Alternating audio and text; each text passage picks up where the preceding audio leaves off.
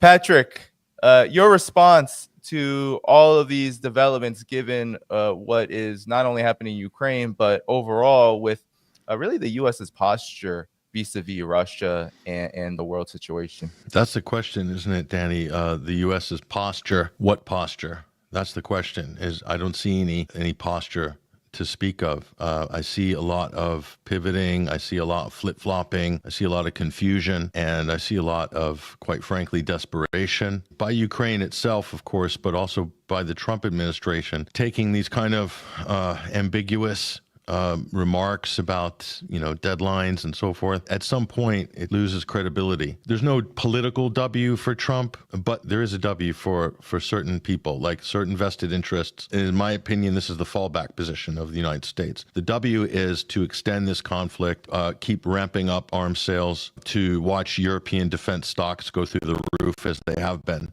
for the last year, and U.S. defense stocks as well. That's a W. You can't say that.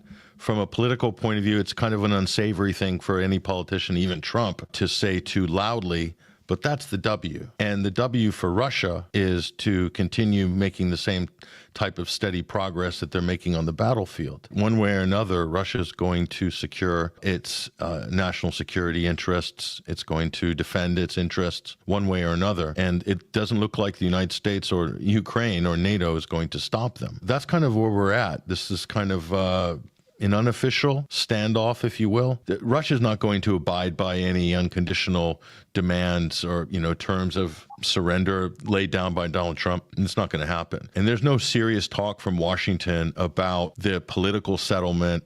And from Russia's point of view, let's just be honest, it hasn't changed much in, since February 2022. It's not much different than the original Istanbul Agreement. Yes, the territories and the borders have changed somewhat since then. Ukraine's lost more actual territory, and they'll probably lose more the longer it goes. For Ukraine, it's cut your losses. That's politically untenable as long as Zelensky's in.